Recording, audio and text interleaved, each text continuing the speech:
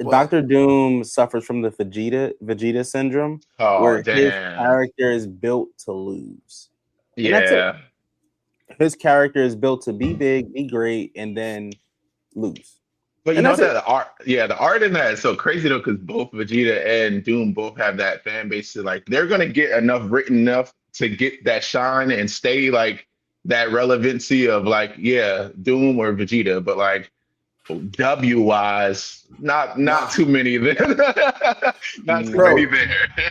bro. Do you know he's gonna get another miniseries coming up soon? Who unsure Doom? why, because Oh yeah. one of Doom the Quest. Doom was perfect until the part with him kidnapping children and using their life force, which is way too topical right now. But Would you go to that island? And welcome to another grand episode of Dots and Lines. This is where the hard A's meet the Wednesday Warriors. We're here to talk about everything anime, manga, comics, and like I said, everything in between. So please introduce yourselves, fellas. it's your boy, me Connell, your friendly neighborhood Renaissance man. I do all the things with all the stuff. Hello, friend. First off, I just want to say RIP to my dog Minx. Rest in peace. Rest in peace. And immediately following that is Hate Week. You know what I'm saying? Gotta look at the name. If any of y'all read Storm and know the nuclear with your boy Mr. Sniffles, Digger Des. His name is Desmond. And I am Grayson Red, a big old nerd that is scared of how much I'm gonna have to edit this episode. Boy, Man, that joke was crazy though. that was insane. Was it not? Oh, so we have JJK to talk about. Yeah. We got JJK to get into. This was an episode. I said it earlier, and I mean it. For those of you who are confused, I'll give you a pass. I Bro. guess. I mean, but it still explains. This felt like when Naruto and Sasuke did that, thing versus the The thing with the thing. yeah, the thing, with the shadow clone. Like how they explained that 3 different times within the scene. But yeah, it wasn't so much When they here fought with Zabuza? JJK. Yeah. Shadow Shuriken. Yeah. That's what it felt like watching this. Insane move. I think that was like chapter 14. Yeah. Right. It's Shout very out to beginning. Kishimoto. Very beginning. I feel like, yes, this episode was a bit dense with explaining the power system of everything, but JJK as a whole power system is very dense. And this isn't even like the densest part. Wait till we get the binding vowels. Oh, let's not even. Oh, God. Listen, that's like doing calculus. For those of you guys who don't know, this episode 6 of season 3 of JJK, Calling Games. Already, it's crazy. Yeah. Kirara has been introduced properly with her curse technique, which is what's the name of it again? Stargazing. I think it's their curse technique. They kept saying they never used. Okay, let's talk about that too. You know, JJK, we love LGBTQIA plus. In all seriousness, they was originally or genetically assigned at birth male. I've been seeing a lot of discourse about this online. It's just facts are facts. The author showed they as a boy in middle school. At some point in time, they transitioned and is now going by she, they, bare minimum she. Because Hikari said that he doesn't want to ever be alone with dudes.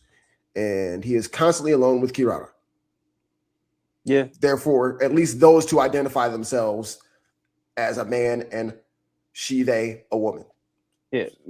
But also Megami had mentioned like, oh, the 2 third years that left, he and Kirara, what's his name? Kirara. Megami mentioned the 2 dudes, and then Panda was like, well, they. And that's when we got the thing of like them being a boy before they left Jujutsu High at some point. Yeah. So forgive us if at some point in time we refer to Kirara as, you know, a dude, a boy, at one point in time they were. We're not trying to dead name. Bear with us. Yeah. Cool. And y'all niggas on Twitter, it's very chill out. Yeah. Their power is their power is crazy. Yeah. The fact that they were setting up the stars in different patterns and then having to use the strategy, which is literally using geometry, which I never thought I would ever see in real life, let alone fucking anime. The fact that like Panda threw the rabbit and then Megami was like, all right, cool. If I do this with this calculation, I'm gonna guess that this is the way that this works. And it's math. It's a whole lot of math. And it's the extra layer of him intensifying his curse energy to make sure that the target repels or attracts towards him.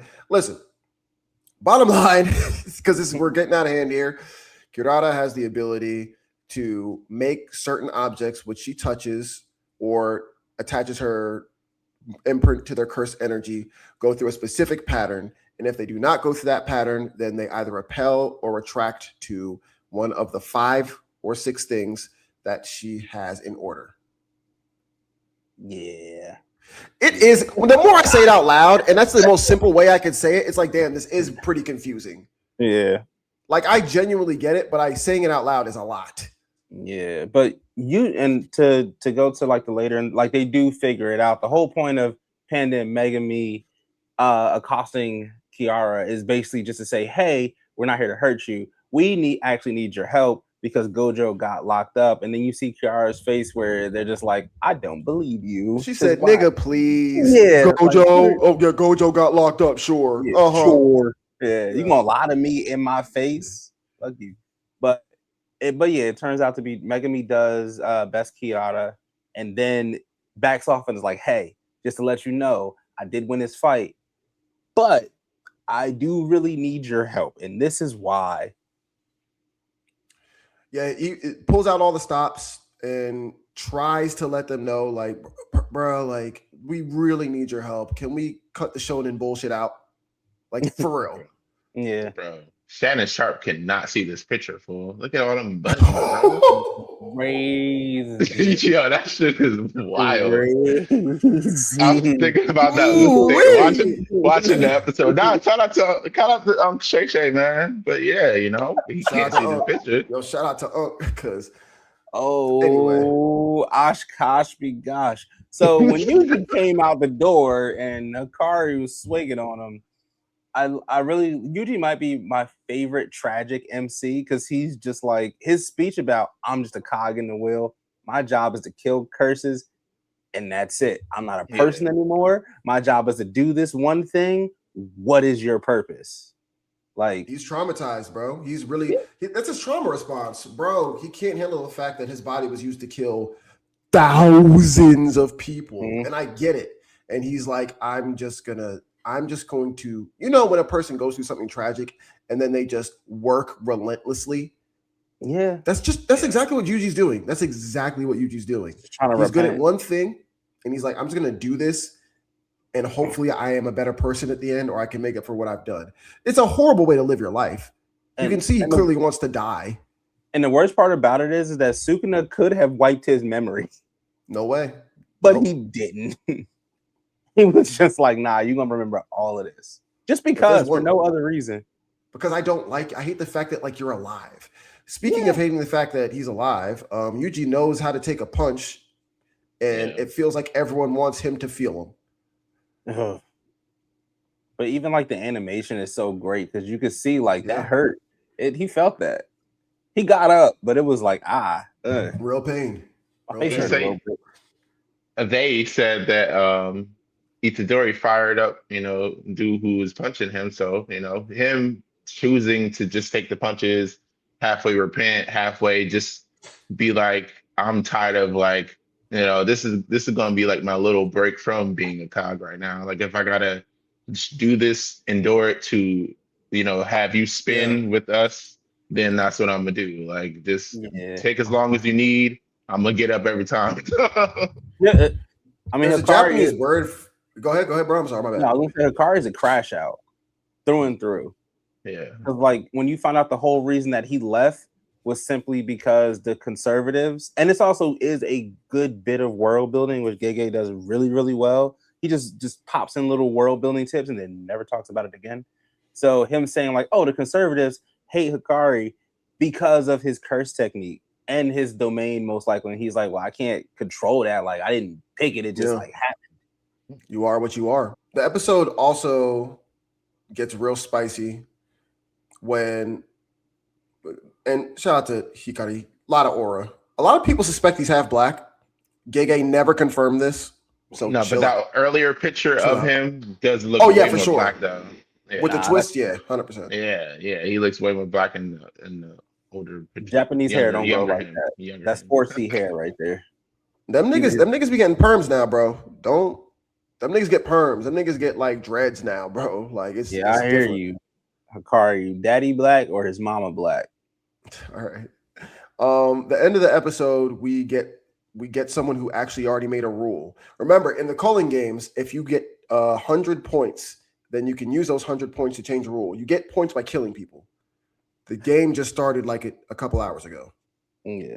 Which I do believe the English episode is out that explains the culling game rules. So right, yeah. If you want to go back and watch it, you know. We also have the Crunchyroll official like 3-minute explanation of the episode. Like Crunchyroll. Isn't that crazy that the company had to step in and be like, "This is it, guys. I know you're confused." I still don't understand it when I read it. I had to go back and reread it. Shout out to the editors though, because they've been doing that for the anime of the season. Like they have a 4-minute or 6-minute catch up for Frieren. It's all reposted on the pods, like actual posts. If you go through them, with our Gundam cards, I've been doing a lot better of reposting, stuff. But I gotta get back on it. Word. So someone has caught several bodies, and the games have just started, and that is everyone's favorite psychopath, Kashimo. Oh no, people love Kashimo. Why? People 100% love Kashimo. I have problems with him. I think he's a psycho, but people genuinely, he has a fandom. That's never mind. It's the archetypes, bro. It's the archetypes. I don't know. I can't. But he also don't like. Never mind. No spoilers. There's people. Listen, okay? We'll look back on this and see if everyone hates him, and all of a sudden, all the JJK fans that were manga fan readers all of a sudden disappear, and no one talks about it. I'll take the L. I specifically remember people not happy with the way his final fight went. No, I believe you. I was one of those people. I was like, this is, but we're not gonna talk. We gotta, because that is spoiler territory. Because for sure, some bullshit. Still part 1 of killing games there. You get a binding vow. You get a binding vow. You get a binding vow. He makes the rule that all players can basically know all the information of all the other players, and that's chaotic. And it's like, okay, so you can just target anyone at any point in time. It's terrible. Yeah, basically. But it adds stakes. It adds more stakes to this depressing world that Yuji's living in. Wonderful episode. I loved it. It is a very interesting take on a tournament arc. Yeah, that's a good way to look at it. Yeah, very interesting take on that. Yeah, I think we're getting kind of like the same thing. I guess what's going on in Fire Force is not a tournament arc, but it kind of that's a great transition, by the way. Yeah. W to you. Yeah. W to you. Fire Force. Yeah, I think it might be close to a tournament arc because we're getting battle after battle after battle. Yeah. So what happened in this episode, guys? Yeah, hit us with the shits. Our boy Raffles the First pops up out of the 8th pillar. 8th pillar pops up out of the ground, and Dola is pretty much on there with our world. As you know, the subconscious, collective subconscious, is meant to lead to death. That's what the evangelists and the pillars want to happen. Hamea is still, the one that can read and lead the collective thoughts to that with her powers. It's a lot in this episode. Like I said, Raffles pops back out. Speaking of 8th pillar, Iris, does her prayer and saves everyone in Shima's shockwave when he goes like light speed it's very much a lot going on, but it is the end of the series. So we also got like literal the soul eater of it all, like from dude who doesn't like people to be strong, he likes them weak. That's kind of uh what's it called? Yeah. The miser, what are the weapons called again? Oh, the Meisters. Yeah. So, him hinting that he wants a career change after this, and when they show the stars, with the Dole getting closer now, it's like the actual how we depict it as the star. So it's shout out to Shinra, man. He's still Jesus, and yeah, he's the hero. Yeah. I wanted them to throw hands more. I wanted, you get what I'm saying? Because sometimes the anime will add more spiciness than the manga had just to kind of, kick it up a bit. Yeah. And I didn't get that. And I was looking for that because this is a big deal. And granted, this is a big deal. We're getting it's a big deal up an episode. Yeah, but I thought it was going to give me a little bit more, especially with who Raffles is. Right? Yeah. But it was a great setup. And I did see a theory about, well, I'll get into the theory later. What were you going to say, Justin? I was going to say that I think Fire Force is suffering from a pacing issue right now because they have so much to cover, and this is like it. They're not really letting heavy moments sink in. Well, I can't agree with that because the whole end of this episode with Shinra going light speed and ours protecting everyone from the shockwave. Yeah, Shinra one-shotted it, and that was how people and where they're from, that was their actual savior, and they had the repercussions were shown immediately after. Like there was like, oh no, you just kill Raffles, even though we seen him turn into like the wheel of Dharma, like with the pillar of the eighth one, and like kill other builders. And it was like, oh no, we didn't repent enough. Like no, stupid. Like they were the bad people to begin with the whole time. So after Shinra, gets rid of it. Now it's like, okay, this is what we were trying to set up. There is no more hope. Like you are the reason why that happened. So it's for the collective conscious. And I felt like, we didn't see the aftermath of it yet because, it just happened for us letting it sit in. But I felt like you do get like that was a big moment for that to happen. Yeah, I'm not saying the moment wasn't big, but like the moment, the way they depict it wasn't big. Yeah, because it just kind of happened. And with Raffles, we've gotten all this build up with Raffles being like the first apostle, or at least the last apostle of the old world, who is now in the new world. And we got all this build up, and then it just kind of over. And I get more stuff does happen after, but I wanted more from the fight between Shinra and Raffles. I feel that. Yeah. In a perfect world, it's not. I think the story is great. I think animation is great. In a perfect world, they would pace it kind of like they did season 2 and let things sit for a little bit. They don't have the time. Yeah, they just don't have breakneck speed. They just. I mean, we're lucky we even got the third season, part 1 and 2. So yeah, for real. Yeah, let's be grateful. Let's But I did see something where they were talking about how this is basically like the Bible 2.0. Because this world takes place after the rapture happened, basically. Like literal, the apocalypse happened. And now we are pre-Fire Force. Exactly, yeah. So then the collective consciousness came together, and this is what the world imagined the rest of the world to be like, which was spontaneous combustion, I guess, whatever. So this is basically Bible 2.0, and then as we get into the rest of it, that makes Soul Eater Bible 3.0. Yeah, 3. Yeah, Bible 3.0. So Old Testament, New Testament, Fire Force, Soul Eater. Did you see the new intro? Well, it was like an episode old now, I think, but they have that was crazy. Yeah. I was like, they're just flat out, saying it now. They know. I mean, they know that we know. They know a lot of people know. Yeah. They blasted on social media. I couldn't escape that for my life. Yeah, no, it was a whole thing for months. Oh my God. Yeah, if you know, you know. I think IGN did an article about it. I might be tripping, but No, they IGN do be doing shit sometimes. They just be doing shit. So probably random. They be loving some IPs, man. They be like, oh, that's this IP. Yeah, well, I Right. guess when you don't got nothing Speaking to write of IPs, speaking of IPs, IPs. and then What we talking about? I feel like the most one that's easiest to satisfy is Frieren. Talking You about don't free. got it. You don't got to give us much. But Stark and Fern, I'm okay with that. You know, it's like, how do you accidentally ask on the date? Like, yes, Frieren. Yes, Yeah. that face you make when two consensual adoptings meet up, and it's only them there. That's a date, regardless of if we were saving a motherfucking cat or not, nigga. Yeah. She said I went. She said I went on a date with my boy Himmel, and ain't no one gonna tell me differently, my nigga. Yeah. They are going to touch naughty bits, and I'm here for it. I love that for them.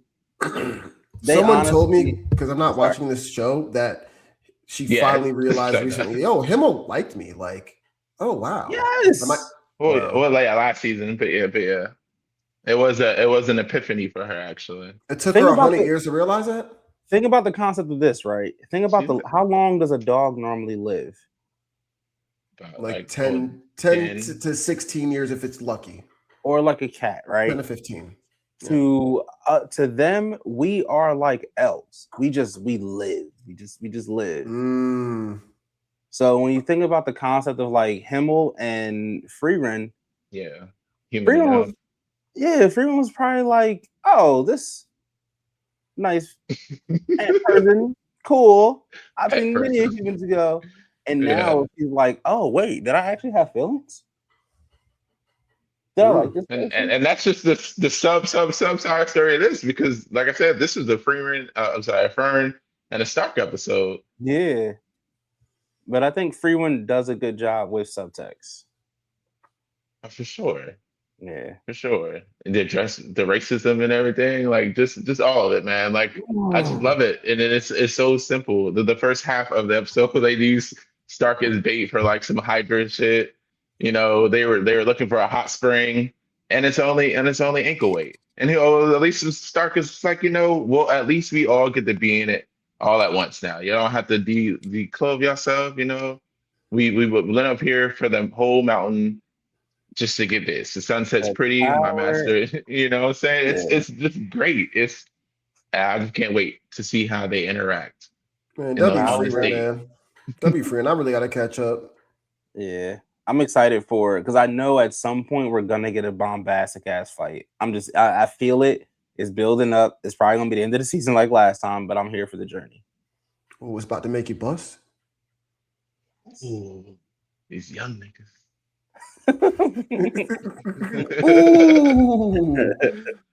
I need to put that clip in here so people know we're not just talking about men ejaculating on us. These young niggas got my dick hard.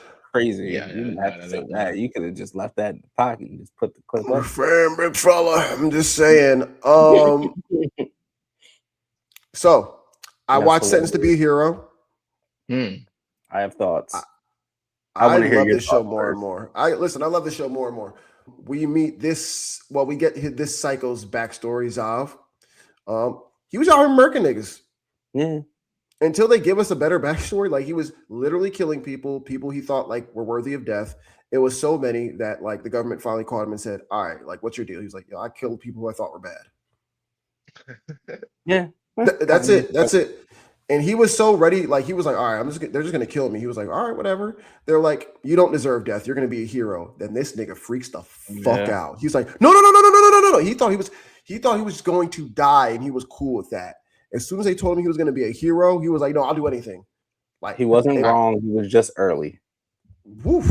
Hey, so damn, he wasn't wrong. He's just early, and he'd be out here murking niggas. I think I know a person. Yo, chill. Yo, I might know. Yo, so you are trying your best to make sure we don't make it past a year, bro. You want us to be band. Yeah. So his character is somebody who he reminds me of like the Joker kind of, where he's just like doing stuff, but he does it with intent, and he's also good at like what he does essentially. And something else I saw too is like, so they all have different individual powers. Yeah. Are those powers given to them after they become heroes, or is it? Good question. No, it looks like before? they're just good. The reason they're turned into heroes is because they're good at a specific thing. The government's like, we can use this. Got you. So he had the power of the sight the entire time, I and think like so. the other dude had the power of knife the whole time. Well, they explain that, you know, those seals that he has on his body, those tattoos, that's how he throws the knives and makes them explode. Got you. Okay, so You talking about Zala? Yeah, Yeah. Zala. Yeah, he had a set of spells put on his body. So my gripe with this show is the same gripe that I had with Fire Force with the cat girl. I love this animation. Okay. I love the fights, but why are there lollies? We don't need them. The story, it doesn't make the story better. It's weird. And even like the goddess, like this benevolent goddess is like, oh, are you gonna tell me I did a good job? To a priest, to a grown priest, a grown man with a small child. Yeah. This is the goddess, by the way. She doesn't need to be like this, but I mean, that's how there's taking from the source material. I'm with you 1,000%. Yeah, I really so don't weird. want lollies in my media. The Japanese keep doing it. That's them. Yeah, I just don't get it. And it kind of takes me when I saw that, I was like, okay, so it's fine. It's another small child being escorted by a grown, creepy man, whatever. But when the goddess was like, oh, are you gonna tell me I did a good job and pat me on the head? I'm like, dog, this is weird. This is weird. I concur. Hey man, leave I Terrence concur. and Rita alone. Not to read it cool. She's But- actually a great fun character. Like she, Yeah. but when it's because we're grown and we understand the subtext. Yeah. For real, we're like, Yeah. all right, like if I was Yeah. like 15, I wouldn't mind. I might be a little annoyed they keep showing her being super vulnerable for no reason, but I'd be like, whatever, cool. Now that I'm grown and I have a child, it's like I didn't like it before I had a child, but it's like, bro, come on, bro. I know what you're trying to do. Yeah. And I'm But not the going to that animation- island.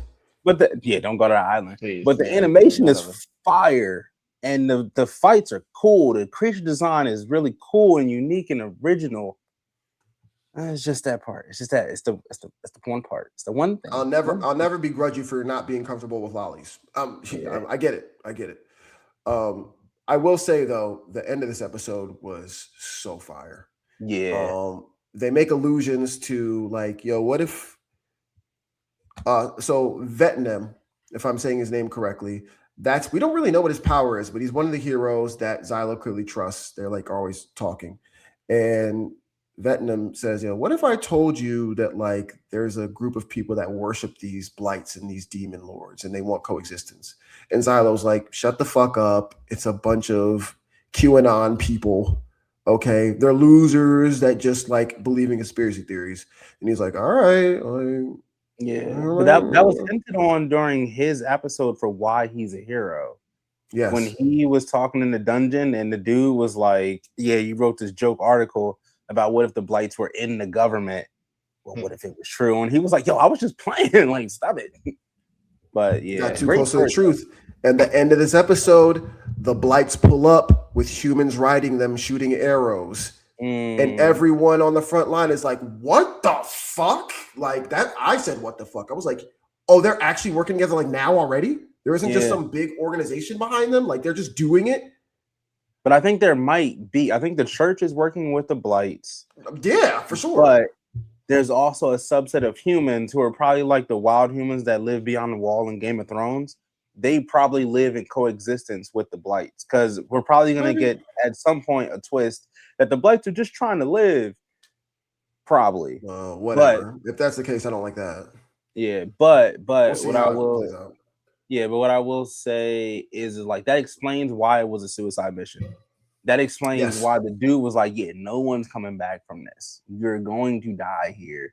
Because they knew that the humans riding the blights were going to attack the fortress. Yeah. So that was like, nah, no existence. No one lives here. It's donezo after this. So it's great bit of lore, great bit of storytelling.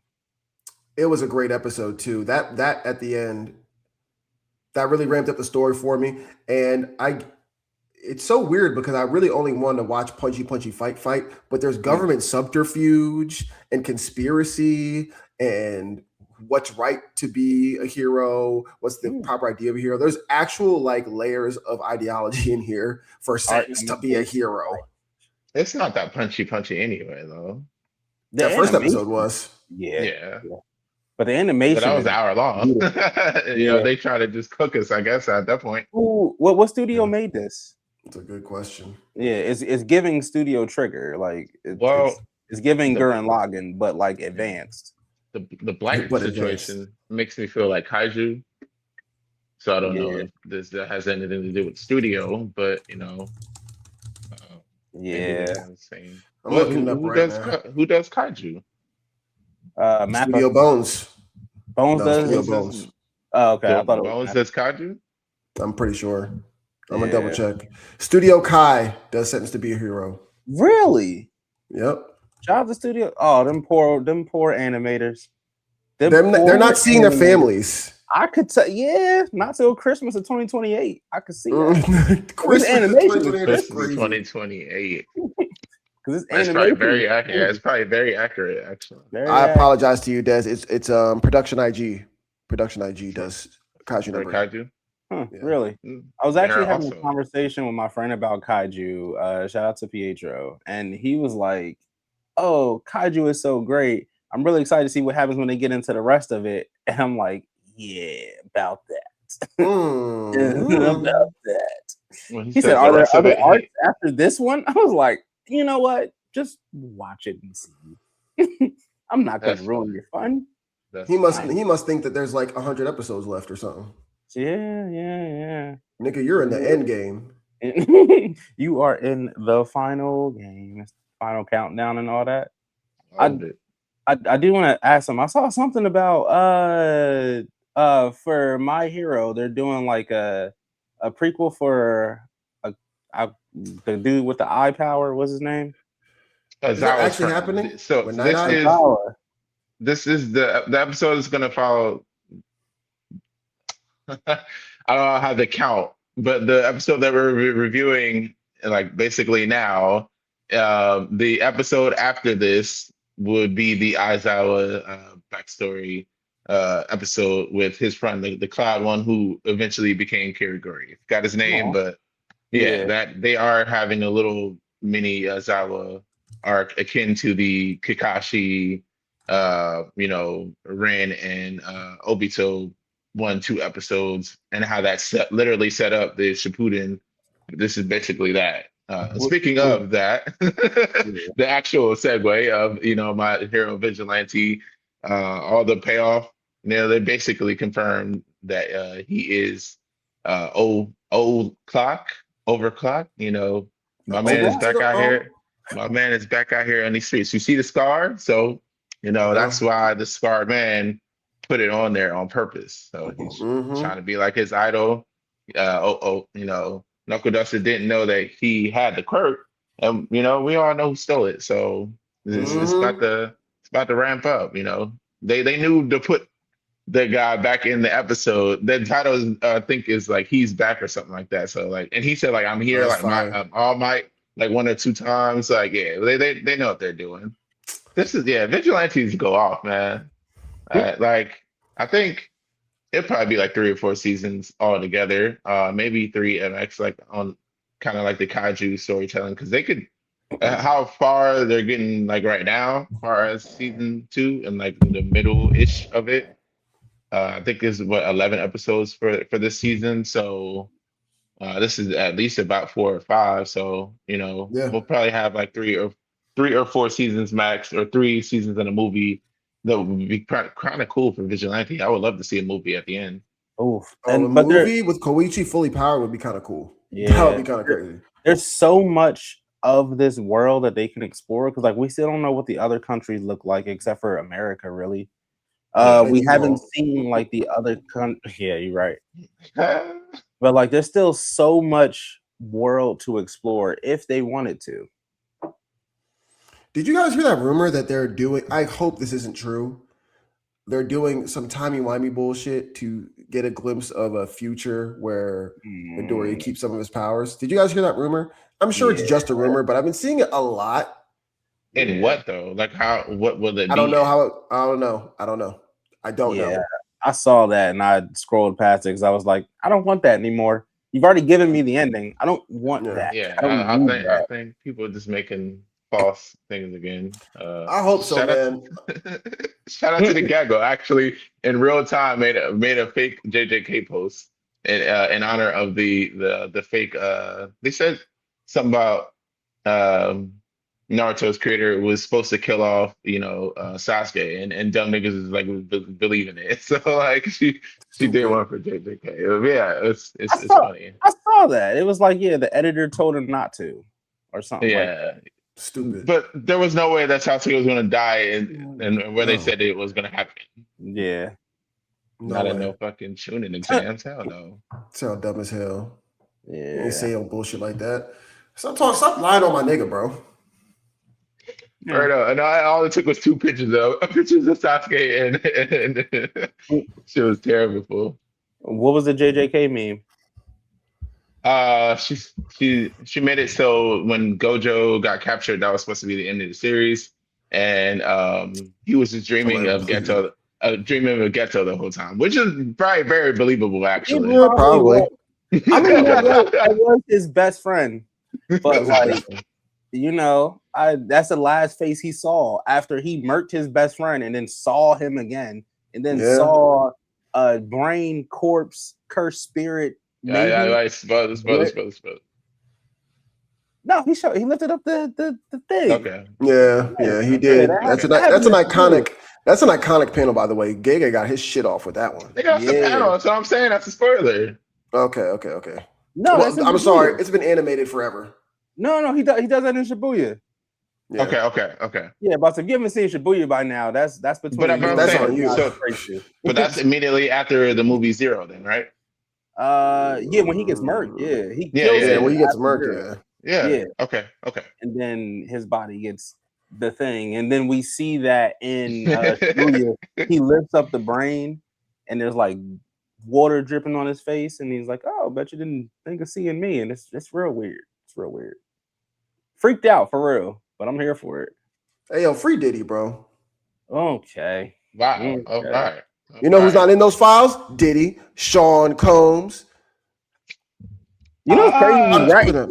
Right. Right, but no. Put that out there. No. He probably had his own island, actually. A freak off island? That's crazy. Bruh. Freak off island is what's worse, getting invited and then getting kicked off the island, or not being invited because you're scaring the hoes?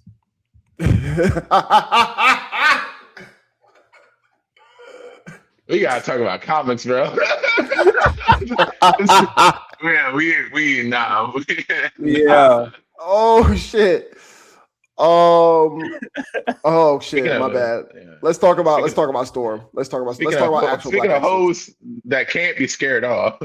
Speaking of hoes that can't be scared, you're talking about the goddess, strongest mutant on earth. Shout out to Storm. W to Storm. Fun fact, I've said it before, I'll say it again. Ororo is my daughter's middle name. So I'm always going to have a soft spot for this character. Did before and even more so now. You know, when I told the nurses in the delivery room, they're asked, what's the name? I was like, Dawn Ororo. Dawn's my mom's name, and Ororo is my favorite female superhero. They couldn't give a shit less. They could not give a shit less. I'm like, you guys don't know. This name is fucking awesome. Yeah. I do I like what they've done with Storm's character over the years, because they've slowly been escalating her power more and more and more. And now she's like damn near like her name. It doesn't get brought up in the conversations with the Phoenix Force, but I see more of her than I see of Jean Grey Phoenix Force now. True. They write her better. They write Storm better. They just do. You know, Marewa Ayodele, who is on the words, is killing it. He killed it for the past 12 issues. The only reason we didn't talk about it, which was me and Desmond discussed, is because like X-Men was so in the shitter, I didn't want to disrespect her and have no one pay attention when we talk about her in the middle of that shit show of Age of Revelation and all that. Okay. Now that we got out of that era and she has a brand new #1 on Black History Month, like I want to boost as much as we can and show her in the best light. So first off, she is in a very precarious situation.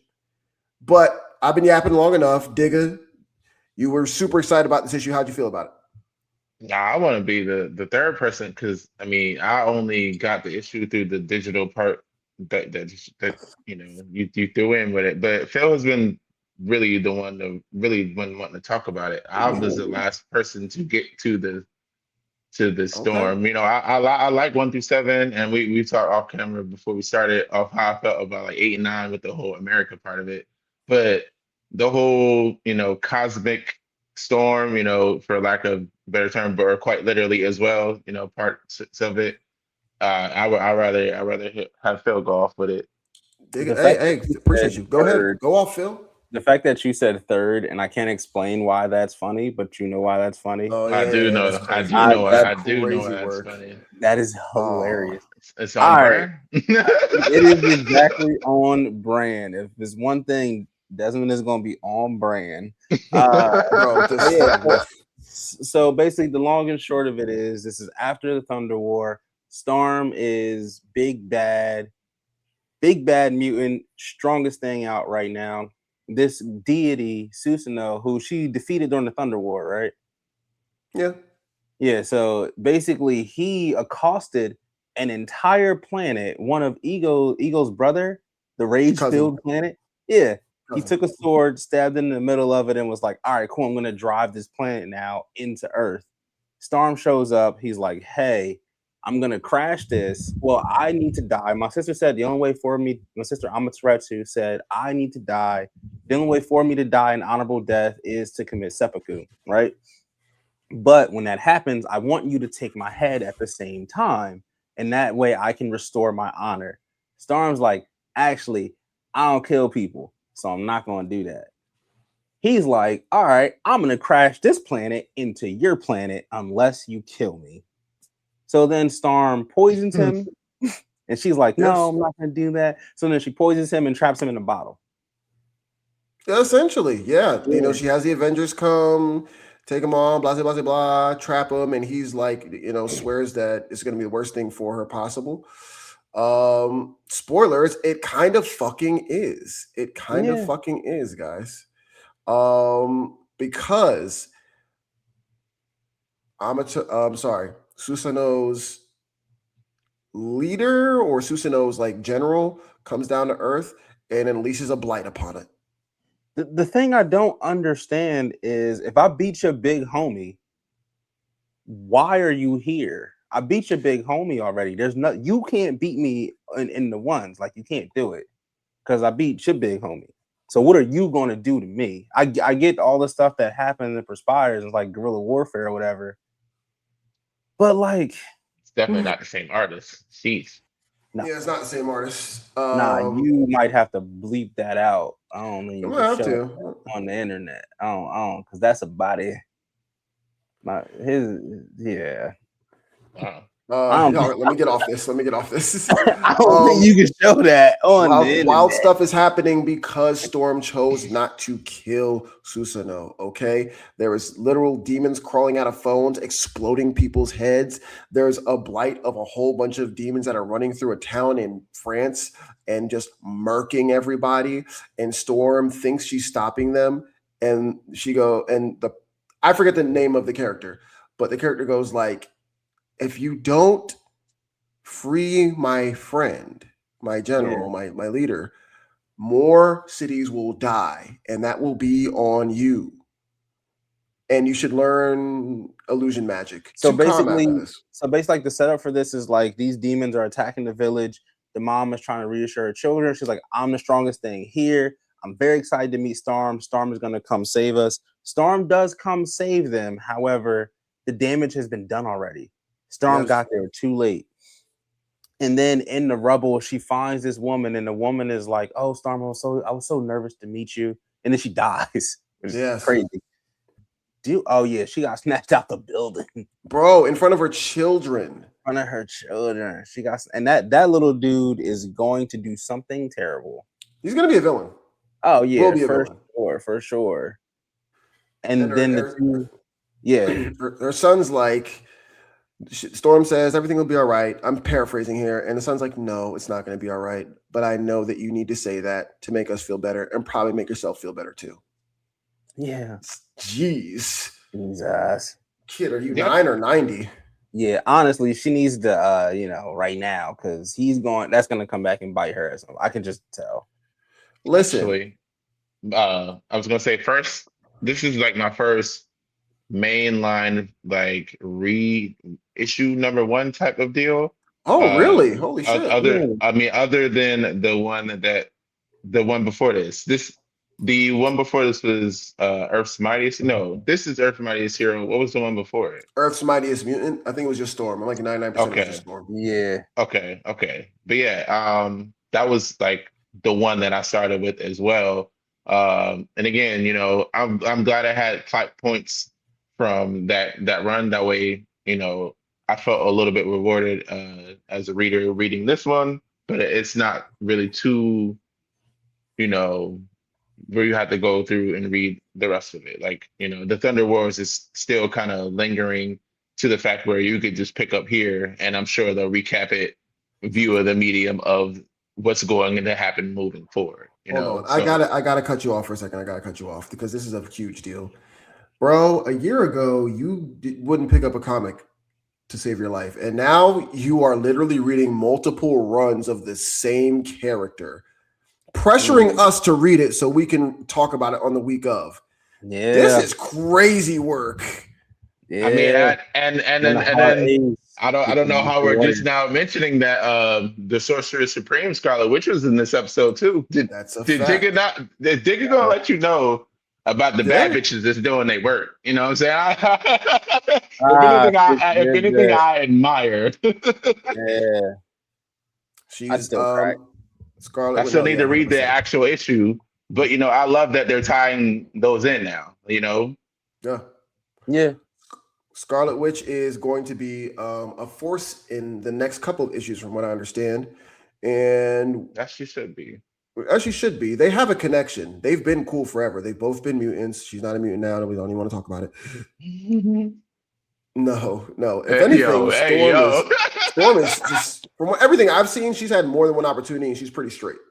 Scarlet Witch, I don't know. Yeah. That whole third or fourth issue with the Uncanny X-Men. Yeah. That shit was steamy. I was like, okay. Niggas was freaked out. Freaked out. Yeah, Logan said, all right. I do want to say though, I love this issue. I think it's very well written. Storm fucked up so hard. Mm-hmm. Storm fucked up so hard. It's okay. No, it's not. Avatar ain't fucked up because she got the whole thing, the whole Arona Kitchen. I'm just saying, they both don't want to kill people, and it was different because with Eternity, that was catching bodies through the vessel of Storm, but it's like the UG type of deal. It's like, I guess even more now she wants to repent and hold on to that, not killing because of that. Storm used to kill people. She definitely used to kill people, though. Yeah, she used to murder people with lightning. Worst possible way to die. I'm just saying, in the first issue of the Storm, the Earth's Mightiest Mutant, it stressed that she didn't want to. What was the name of the child that was about to nuke everything? Like whatever that was. It was like manslaughter or something like that. Yeah. I'm saying that the power was empathy, is what I'm saying. Like, she used to kill or whatever, but it stressed like that she wasn't about to do it no more. Yeah, and that's fair. Listen, I can't. You know what we're doing right now? We're putting our pre-knowledge continuity onto Desmond, and that's not fair. And I swear, I'm not trolling. I'm not trolling because we are in a current run. You're cooking. It's the truth. We're in a current run, and they're doing a different direction, and it's captivated him. So he's like, "No, this is how the character is now. Get over it." Yeah, and I have to back off. That's how it was with Wonder Woman, and y'all said the same thing too. Like, Wonder Woman would take a body, but like this Diana with the Absolute, she's still, kind of, leaning more so of still nurturing and wanting to keep the life, but Soft. Well, the Kobe. I appreciate. I'm gonna edit that in. I really like this issue. I know they're gonna continue doing great things. Morewa is a talent that they're gonna have to really fucking pay attention to. Yeah, writing his ass off. Absolutely cooking. He was just doing an We're interview. gonna ignore the 7 or 8 issues, though. I mean, the America part of that, not it, man. Just letting you know that. Just the America part. We went from arc 1 to arc 2, fire, like with the entities and everything. To part 3, like why? Sometimes you got to do what you got to do to get funding. Yeah, you got to play ball. It's a very unique skill. We have been chatting, so we're going to talk about the next issue soon. But it's a very unique skill to play in a universe with other people, and you have to do some things that editors will come down to you. Editorial will come down and be like, "We got a movie coming out, and you're going to write about this character, but he doesn't fit. Make it fit. You got to do it. You got to do it." Yeah. What else we got next? We got to talk about Absolute Superman. Yeah. Ooh, someone didn't like it. How could you not bring up Absolute? No. It's not that I didn't like Absolute Superman. Hawkman's character design might be my favorite out of the Absolute things that we've seen so far. Like it might be my favorite. That's not one of the Trinity. Well, let me tell you, motherfucker, I'm in agreement. Yeah. I'm in agreement. That's just good. It's so good. Bro. That's one of our biggest shorts, by the way. Me just glazing the character design. Good. Oh, for the Hawkman. For Absolute Hawkman. Yeah. Yeah. That's your first editing clip by yourself too. You know what's crazy? You know my favorite part about this?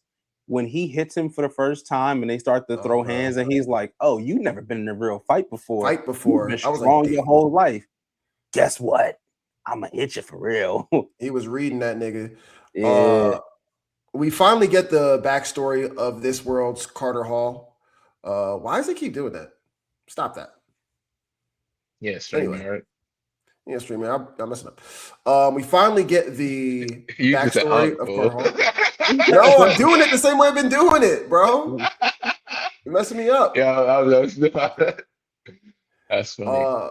But yeah, and it's really cool. It's more tragic than it is in mainline because, of course, it is. He is trying to find some archaeological bullshit. They're getting paid by Lazarus, which is an evil organization run by billionaire oligarchs. Never forget that. Evil. And essentially a Nazi sympathizer or someone getting paid by Nazis tries to kill him so he can get all the information for himself. Mm-hmm. That's the long and short of it. They didn't know that this is the Absolute Universe, and origin stories do not come without tragic murder. Tragic murder. This is for Hawkman. Hawkman, don't get him confused. As he was falling, he grabs onto the mace and he uses it to kill Homeboy and fly back up in this army of peacemakers with his iconic line, "I'm one of the good guys." Yeah.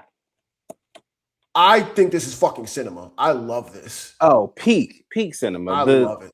The main conversation he's having with Superman is like, "I've seen many people like you who want to do good and fight the good fight." And then he starts to just name heroes. Starts to just name drop like crazy.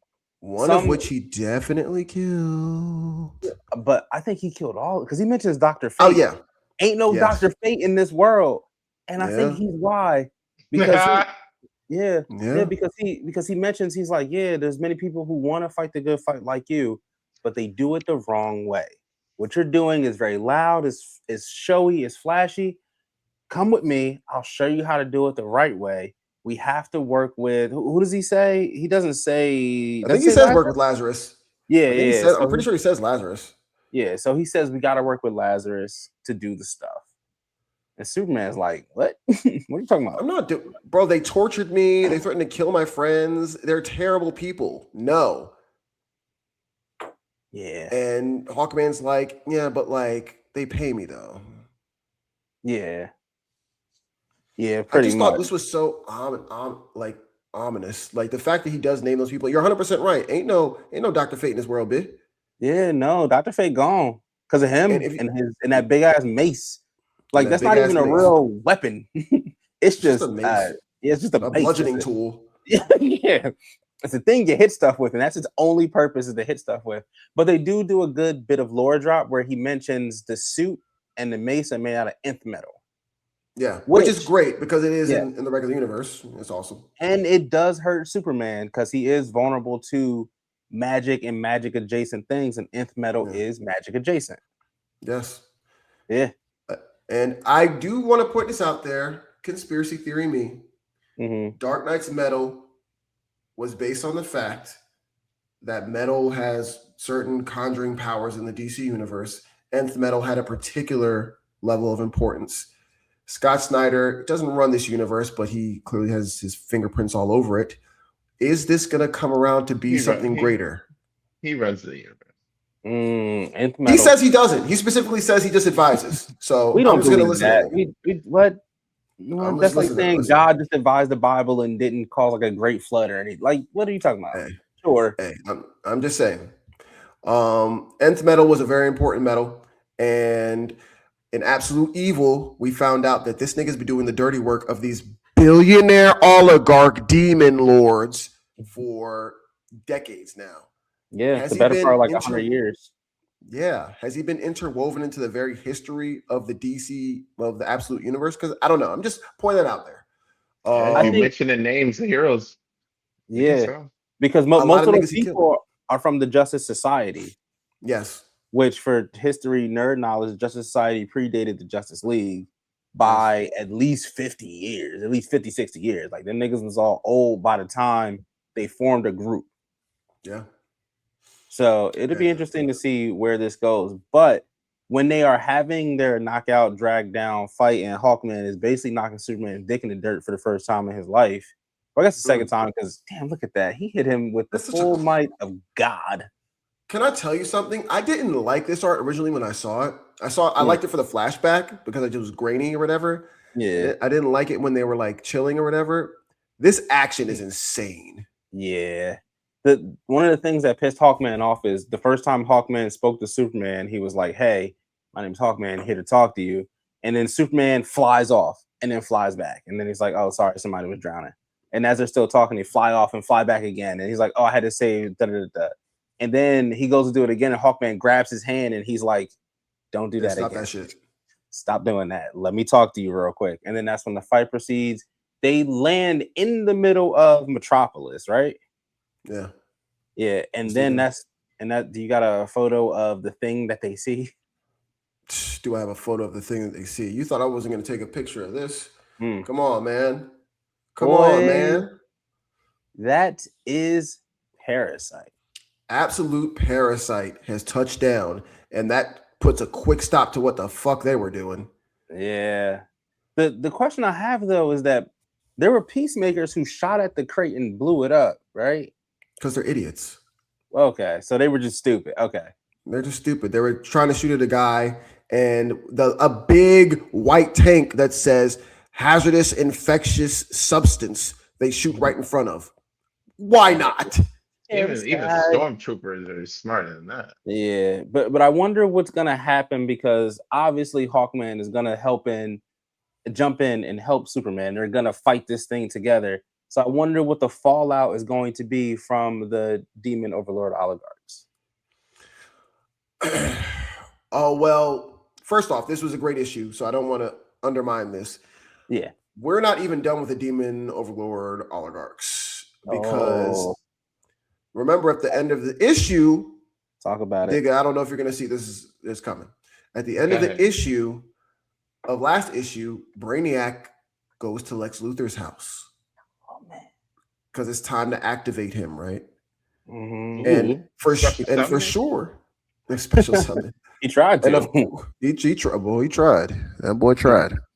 With all that happening, we find out that like it's not a fluke, it's not a sham. Lex Luthor in this universe is just a good dude. He's about to go hang out with his family, and he's offered millions, or at least a certain amount of money. And he's like, it doesn't matter what the money is. Like, I have to be with my family. Nothing's going to take him away from me.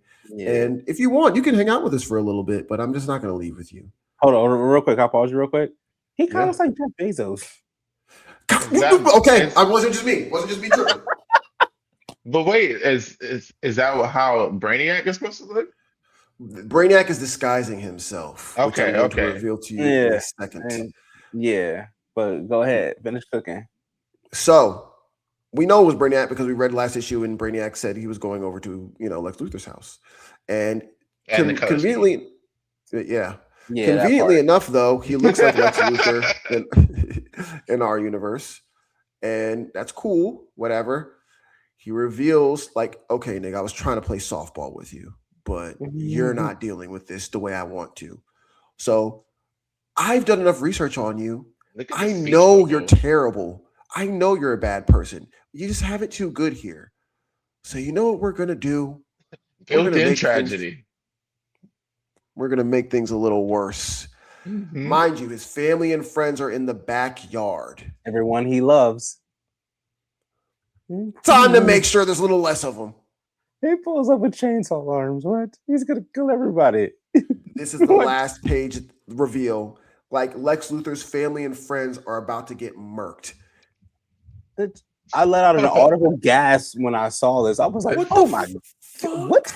All right, so he built his origin story for him to be a villain. But instead of hating Superman, he might hate Brainiac. This is a deviation. I'm sorry. For sure. For sure. It's so good because I thought Lex Luthor was gonna be like, yeah, I'm a family man, but let me show you my lab under the house. Actually, no, he's just a wholesome individual. And Brainiac was like, nah, you need a little more trauma in your life, just a little bit. So what's even crazier is when the Joker had asked to hit him up, he didn't know that he was good in this world, like still throughout. Yeah, if I remember correctly, yeah. I just find, like, people say what they want. I feel like this is the most slept on book because I don't know. I don't want to speculate because I don't agree. I think this book is so good. I'm so excited every single time I read it. Batman and Wonder Woman?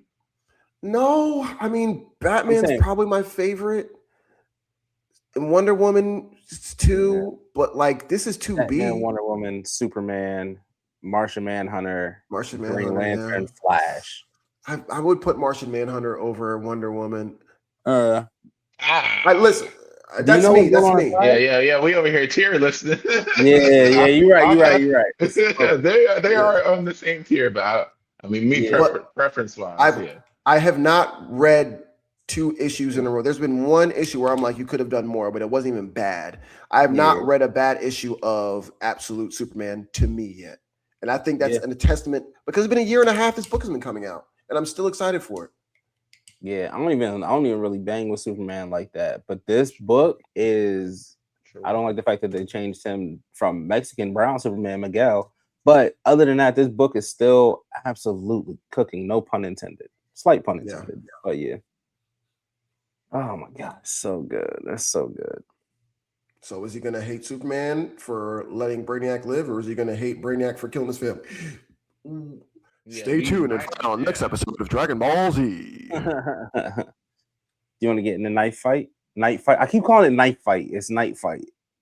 Yeah, it's Knightfight. Yeah, you got it. I feel like you just said the same thing 3 times. You fucking with me?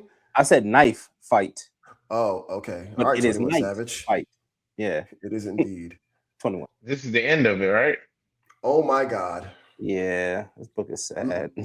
Look at this clean design. Look at this incredible cover. Mm-hmm. Our boy's gonna suffer. Oh man. Darkseid hates Batman. Shirt coming soon. Cop our merch. Yo, that's hilarious. I'm gonna make that shirt tonight. Darkseid hates Batman. He surely does. Yeah. The worst part about this book is that it made me feel so good and warm during most of it. Hate usually does that to me too. And then there's the existential dread of knowing, oh, this is the warmth. It's the existential dread of knowing it's not going to work. Damian has made Gotham good. Period. Hey. In this universe, Damian figured it out.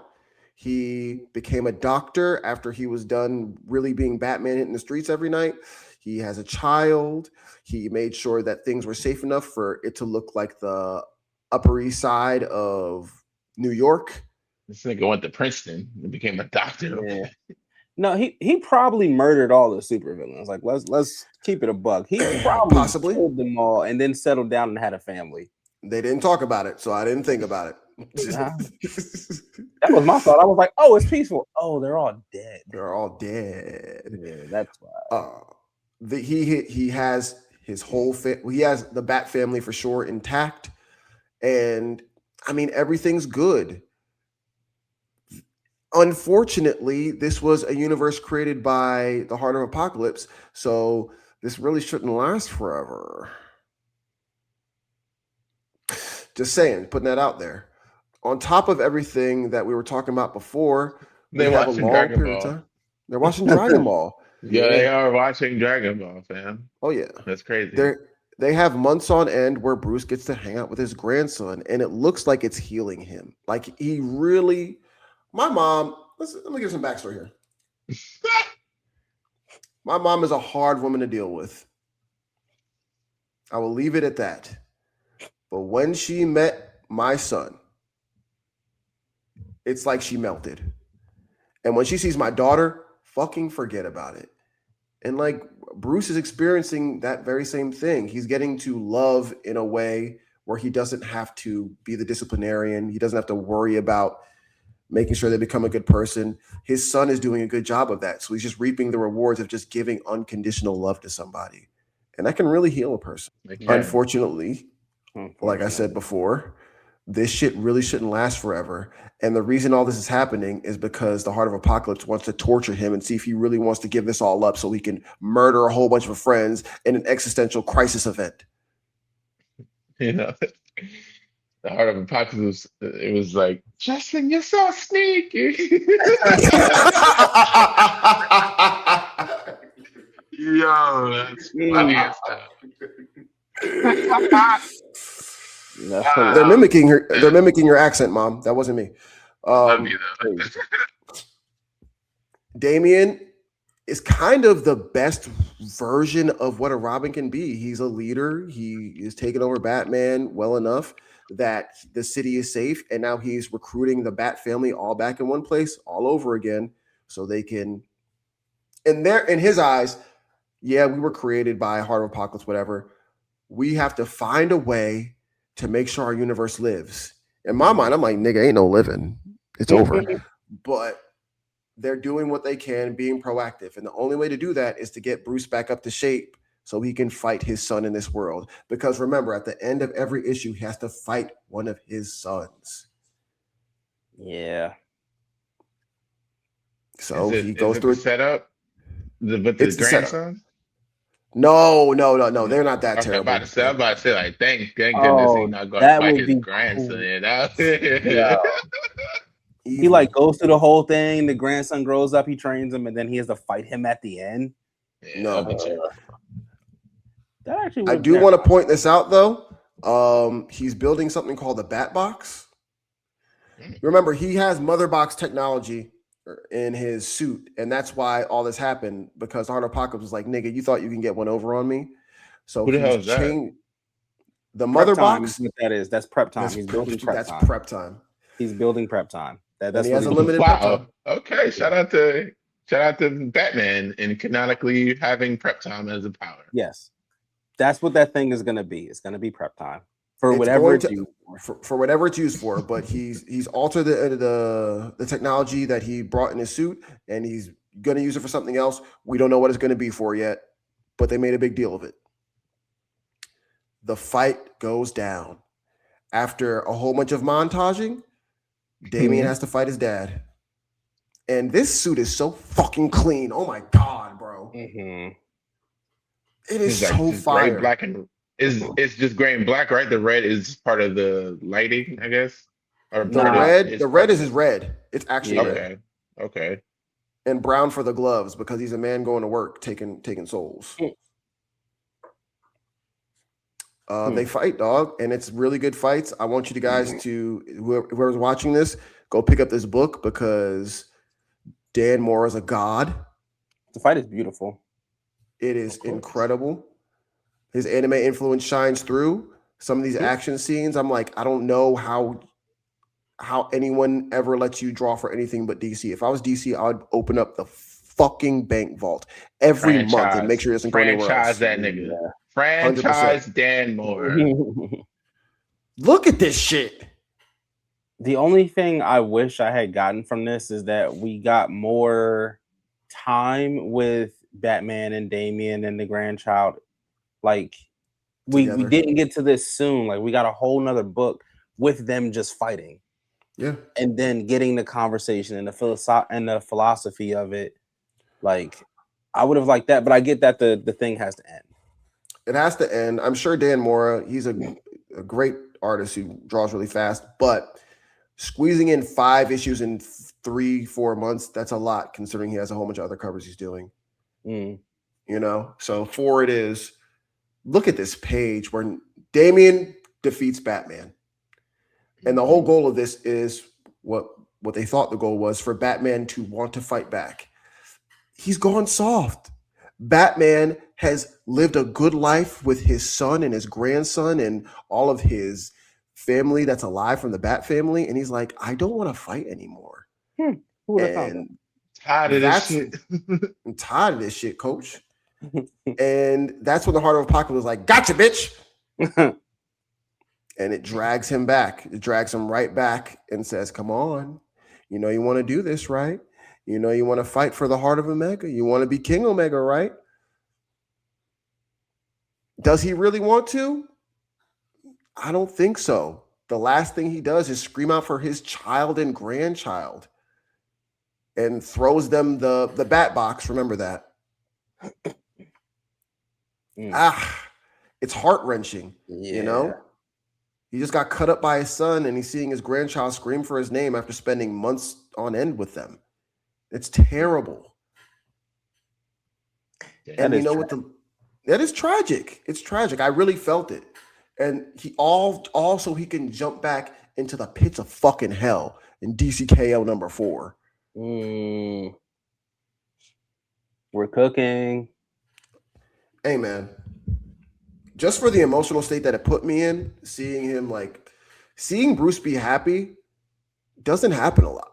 Like writers don't want to do that, which is totally fine. I don't mind that. Him and Peter. And the X-Men. Let's not forget them. And the X-Men. Yeah, but at least the X-Men get married and niggas. Yeah. Yeah, that's a fact. That's a fact. But I'm excited to see where the story goes. And I found out recently that this story happened before the current run of Batman. And there's some interesting things going on in Batman that some people are saying are out of character. Well, if he got to fucking live in his old age with his family, his character might have changed a little bit now. This adds a whole bunch of context. Yeah. Especially the fed up of it all. Like, nigga, I'm done. Stop. Yeah. Leave me alone. We might see older Damian and older Alfred. Oh man, that would be so good. If this universe, I'm usually like, let the universe die if it's for a story. Yeah. I got really attached to this universe. Yeah. In one issue. Yeah. And I really like Nightwing's world as well. I really want to explore that. I think that was such a cool concept. That was cool. That was really cool. Yeah. That was crazy. All right. DCKO. So DCKO, man. Giving me the stuff I need. Yeah. All right, so let's talk about recommendations. Hard cut recommendations. I will go first. So I hit Justin up recently and I was like, yo, I'm in the card shop and they got Gundam, right? So I got, hold on, where is it? I got 2 of these bad boys, right? Celestial being. Per Justin's orders. And then I found out they come with these little cards and shit. Oh, you're gonna open it on camera? Ooh! We'll crack this open on camera. ECG opening. Let's see. Episode 51. Is it bringing any luck? I have no idea because I don't know what the fuck this nigga name is. Hallelujah. Or Hallelujah Haptism. That's a Hallelujah. pilot. It's actually very good. What Gundam is this from? This is from Seed? No, it's Double O. Gundam Double O. Double O. Oh, yeah. I did watch Double O. Okay, so we got Hallelujah. It's a weird ass name, but we got Hallelujah. Cool. Hallelujah. Okay. But yeah, so my recommendation is go pick up Gundam. They got decks now. They're not also sold out. All right. Yeah. That's actually first time I think we've recommended a game. Yeah. I mean, Justin, kind of recommends it like just with his love of Gundam, but never just flat out like, yeah, go buy a deck. Let's just all get it going. Yeah, if you can buy a deck, go buy a deck. Yeah, they do tournaments on Saturdays. I'm about to pick Justin Brand. I'm about to go there and fuck them nerds up. I'm not gonna hold you. You know them. I had to decline play testing with one of my friends because we're recording this podcast. Hey, whole lot of gang shit. Whole lot of gang shit. Right. What about you, Digger? Storm, like Earth's Mightiest Mutant one. Go back, do the Marvel Unlimited, the 3 months of it all. Even though they've gotten a little bit more better techniques now, from me being able to read it off of a digital copy that you get when you buy an actual issue. Maybe the issue is a little bit more. I don't know how that works, but yeah, Marvel Storm's mainline from 2024 to the end of 2025. Definitely go ahead and read that. Credit where credit is due. They've been doing this for a while, but they did stop doing it. So you had to like take a picture of the cover and then send it into Marvel, and they'd give it back to you like 2-3 days later. Oh, they wanted to verify. Okay. Yeah. So I stopped like looking to see if they were doing it or not. And then because I really wanted you to read this book, I was like, oh, let me make sure. I was like, yes, they're back to normal. Look at that. Yeah.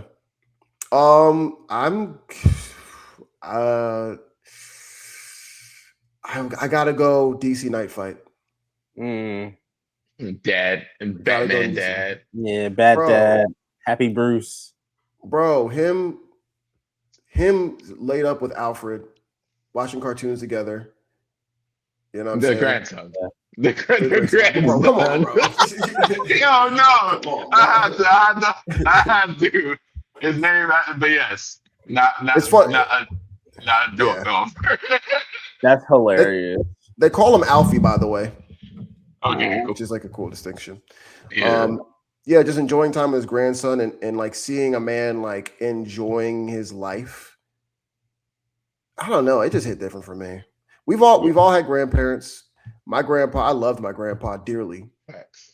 So seeing Batman experience that through a lens, why did I never think of that? That's the mark of a good story. Like, yo, why did I never think of that? Like, he's always dealing with kids. Of course, eventually one of his kids is going to have a kid. Great issue, incredible art. And you niggas, hey, let me say something real quick. You motherfuckers on fucking Twitter, leave Dan Mora alone. I am so sick of you niggas. Leave this nigga alone. People were complaining. People were complaining about bullshit. Like, yo, how come? I don't even want to get into it. You niggas are ridiculous. All right. He's incredible. He is a fucking generational talent that draws really fast and really well. You got a lot of fucking nerve. Yeah, somebody tag Dan Mora in the comments. I fucking love Dan Mora. We riding for you, homie. You the GOAT. Yeah. Really one of the GOATs of this generation. Like, unironically. Yeah, I'm not. That's not hyperbole. You feel me? These we niggas just said I haven't picked up I wouldn't have picked up a couple 2 years ago. I did episode 51 and I almost said complete your docs and lines on my second man line, same person comic. Shout out Marvel for it. That is crazy. Yeah, that's crazy. We converted one. All right, y'all. So next episode is gonna be 52. We're probably gonna do a live stream for that. Very excited for that. Let us know how you feel. 52. I will make sure I am very annoying and probably drunk for that. Hey. Me too. Okay, we put the bring out the clip. I ain't so because I got it. I got the clip. I still got it. Crazy work. We gotta pick out a good day. We gotta pick out a good day. All right. Listen, we yapping. Thanks again. Like, share, comment, subscribe. Be nice to each other. Read a comic book. Okay, bye.